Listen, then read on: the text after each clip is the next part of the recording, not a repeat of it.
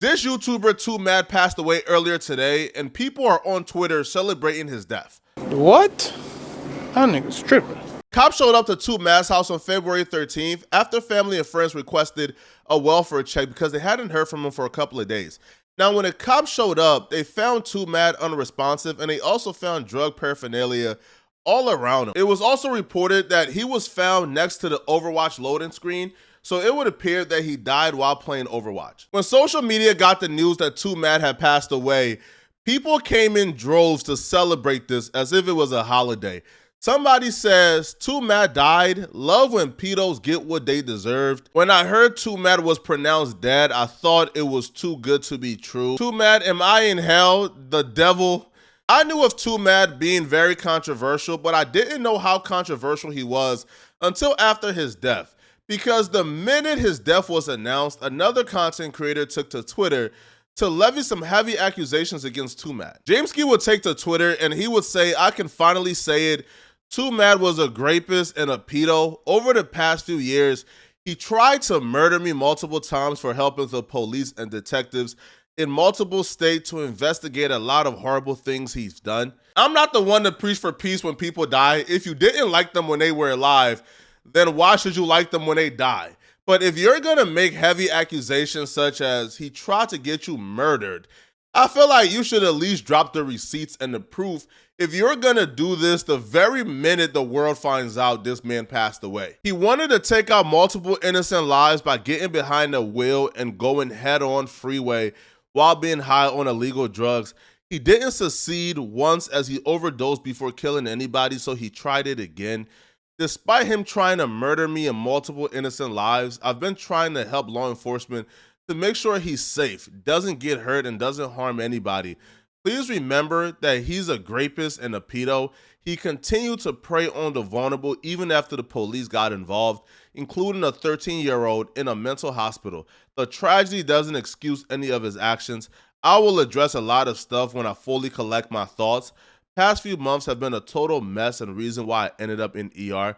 Please give me time. Asking to collect your thoughts and not being ready yet to fully indulge and dive into the rabbit hole of TwoMad after making those accusations, to me, is crazy. If you're gonna come out and make an accusation that heavy about somebody who had recently passed away and garner up 50 million views on your tweet, you should already be ready to indulge because you already started it. It's like dropping a bomb without the receipt is counterproductive, because dropping a bomb without the receipt is like dropping a bomb that's gonna defuse itself. It doesn't make sense at all. But let's take a deep dive into the TwoMad rabbit hole and truly figure out why people hate him.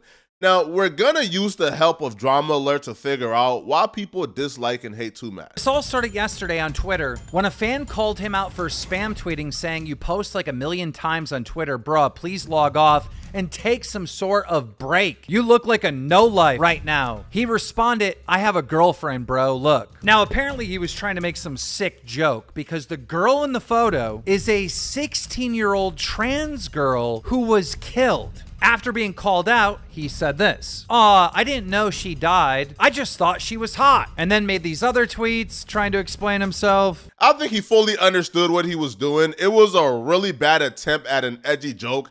I don't think that he just stumbled across a random picture of a white girl and used that picture in response to a Twitter troll and say, this is my girlfriend. I think he understood that that person was a trans chick who passed away, and he was trying to make an edgy joke, but it didn't bode over well. What in fact happened, though, was after he was going viral and a lot of people were calling him out for that particularly, the thing happens where it usually happens to everybody else, where once somebody is under fire for something bad, a lot of other people who has had, I guess, either a gripe against that particular person will come out the woodwork and pile on and say, yo, y'all are mad at him for doing this bad thing, but y'all don't know he did all of this other bad thing. And that's what happened in the case of TwoMad, when a particular woman who he was dealing with, she came out to pile on to the hate train. But then a girl he knew came out and said, hey, look, guys, he was clearly trying to make a joke. Don't let him say he didn't know this girl died and stuff. She says TwoMad is psychotic. What he said about that trans girl is generally how he is in real life. He's way worse in real life. Most psychopathic person I have ever known. If you're reading this, saying his full name, this isn't an excuse to try to talk to me again. I'm completely serious about involving the police. She makes another post just saying, but TwoMad will never change. This was him talking about Bianca Devins. Now, this was a girl that was tragically murdered, and in this screenshot, TwoMad is just being disgusting. This is some real sick stuff that lines up well with the Jeffrey Dahmer story.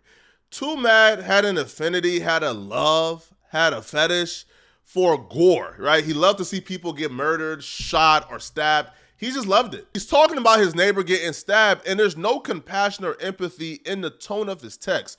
He's essentially not happy about it, but essentially like he's glorifying it, he's bragging about it, he's amazed, he's amused.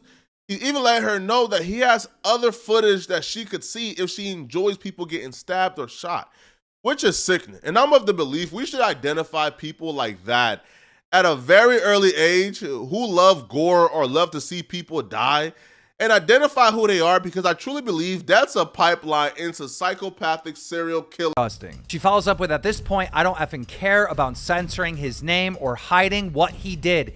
He stalked me for 7 months after I blocked him for his poopy behavior. He then followed up with this, and this is unbelievable. She tweets that TwoMad like spammed her because she blocked him.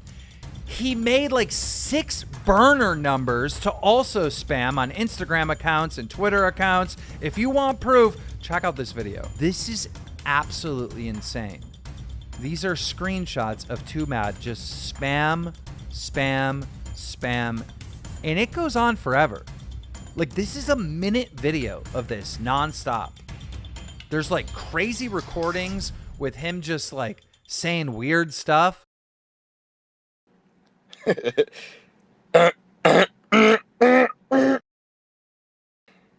we go.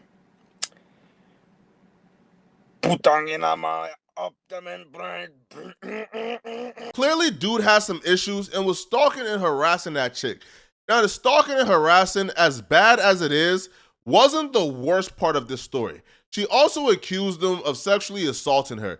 Now, his response to her accusing him of SA was convincing at first until she released some proof, and it was clear that he did it because he confessed to it, and his response was just laughable. First, he tweeted out, I never sexually assaulted nobody in my life, but not gonna stop Crazy B from lying on YouTuber guy. Somebody asked if he was guilty or innocent as far as SA. He said innocent. Someone said you seem pretty guilty. He said no. Lacken responded, dude, you literally admitted it on video. Just get some help. TwoMad responds that it was a coerced confession. Oh, that's right. He sent an apology video to the girl.